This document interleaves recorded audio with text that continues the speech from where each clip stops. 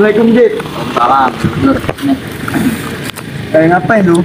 ini apalagi nontonin video perang Rusia Ukraina. Ngeri banget cuy. Sedih nih, Mak yang perang ya.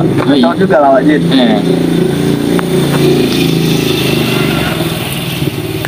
Gila, ngeri. Jangan cuy, gila banget nih. Motif apa nih Dur? Udah lupa kalau kita sekarang ngumpul. Udah, masuk yuk. Gas.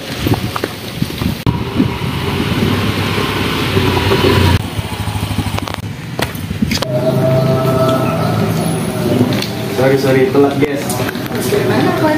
Dari rumah aku habis nontonin perang Rusia Ukraina tadi. Oh, perang Rusia Ukraina itu ya. Kemarin aku juga lihat di berita, ngeri kali cuy, asli. Emang itu muncul juga ya perangnya? Kan aku udah dari 2022 deh aku dengar beritanya. Iya loh, belum begitu. Enggak bro, makin panas perangnya. Ini dari juga ya, dari 2022 sampai sekarang yang juga juga. Itu tuh nggak ada ya negara-negara yang bahkan dari bangsa. Kalau yang dari apa tonton sih ada berbagai negara yang bersedia untuk membantu Ukraina memasok persenjataan serta peralatan medis lain. Terus Indonesia masuk gak? Kata Pak Jokowi kalau nggak salah itu kalau Indonesia tuh nggak masuk di 27 negara itu. Mak, nggak masuk. Solid, ya Kan gitu kan? Kalau menurut yang aku baca ya, dia itu kita itu Indonesia bantunya itu ya bantuan kesehatan aja kayak obat-obatan. Cuman kalau bantuan kesehatan kita karena itu bertolak belakang sama prinsip politik luar negeri kita. Bebas aktifnya. Politik bebas aktif itu politik yang nggak memihak ke suatu pihak atau kekuatan manapun yang nggak sejalan dengan Pancasila.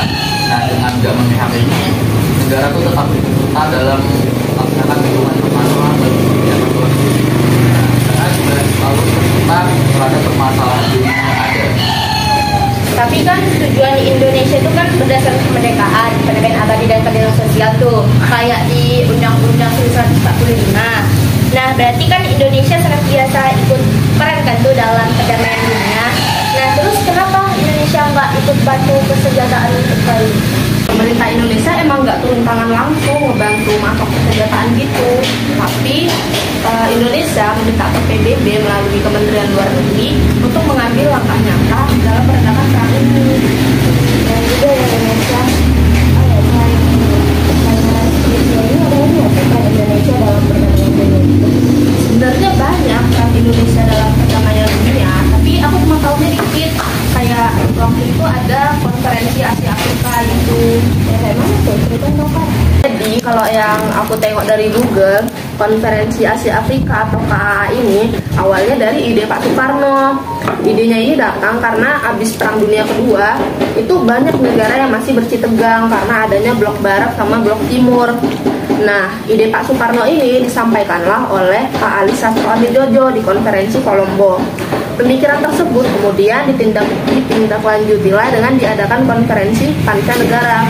Di konferensi ini akhirnya diputuskanlah akan diadakan KAA di Bandung. KAA ini berlangsung pada tanggal 18 sampai 24 April tahun 1955 yang dihadiri oleh 34 negara. Konferensi ini ngebahas kerjasama ekonomi, budaya, hak asasi manusia dan hak menentukan nasib sendiri, masalah bangsa-bangsa yang belum merdeka, perdamaian dunia, dan kerjasama internasional. Terus ada juga deklarasi tentang memajukan perdamaian dunia. Nah, dapat diartikan Indonesia juga ikut andil dalam perdamaian dunia melalui konferensi ini. Keren banget. Tapi tau gak sih Mel, ada yang lebih keren lagi daripada KAA tadi, namanya deklarasi Juanda. Iya betul. Bentar ya, cari dulu apa? Bagi ya. Oh ini Mel, apa? Katanya ketentuan luas laut teritorial yang sudah disepakati dunia internasional itu awalnya itu berasal dari Indonesia. Tapi ketentuannya lebih tepatnya itu namanya deklarasi Juanda.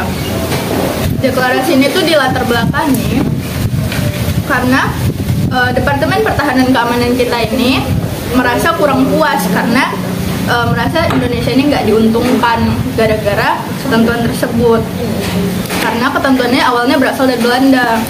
Terus kebijakan ini tuh bilang kebijakan itu dapat membuat kapal asing itu masuk ke wilayah Indonesia dan mengambil sumber dayanya, istilahnya kayak eksploitasi gitu deh. Kalau kayak gitu tuh pastinya Indonesia tuh bakal rugi dong, ya kan? Terus deklarasi Juanda ini dinyatakan bahwa laut teritorial Indonesia ini berjarak 12 mil dari laut terluar di pulau terluar Indonesia gitu deh, pokoknya maksudnya susah. Terus deklarasi ini tuh akhirnya ditentukan melalui undang-undang, tetapi ini tuh baru peraturan nasional kita. Untuk biar negara lain tahu peraturan ini, akhirnya dibuatlah di forum internasional melalui konvensi hukum laut atau yang dikenal dengan nama UNCLOS yang diadakan oleh PBB. Nah, prosesnya ini lama katanya, bertahun-tahun gitu. Akhirnya barulah dapat diterima oleh dunia internasional setelah ditetapkannya dalam konvensi hukum laut PBB ketiga di Jamaika.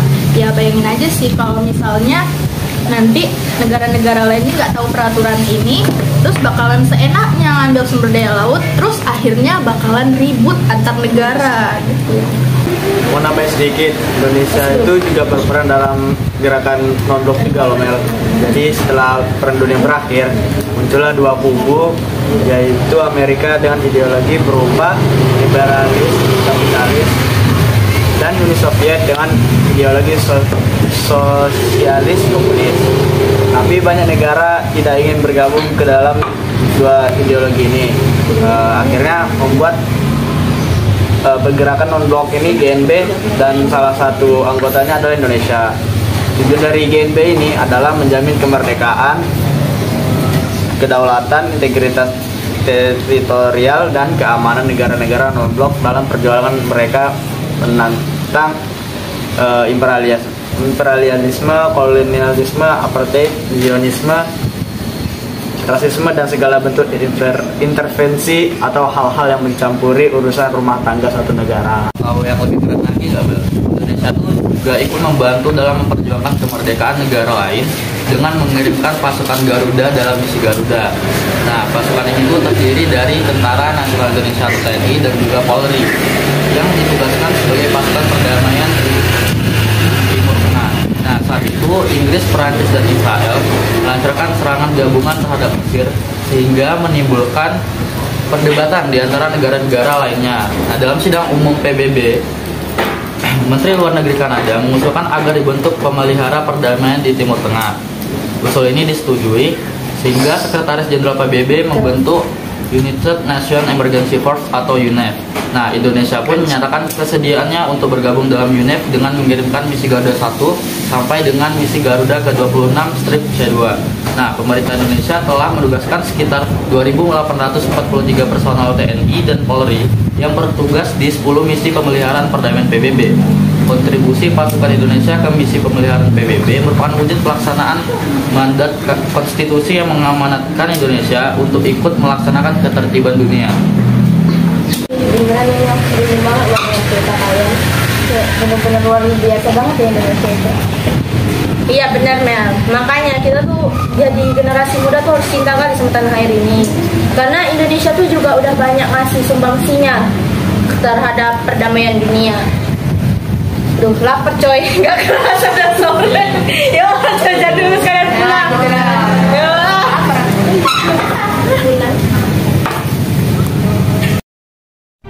Perdamaian adalah proses harian, mingguan, bulanan yang perlahan-lahan mengikis hambatan lama, diam-diam membangun struktur baru. Seperti yang dikatakan oleh Albert Einstein bahwa perdamaian tidak dapat dijaga dengan kekerasan. Hal tersebut hanya dapat diraih dengan pengertian.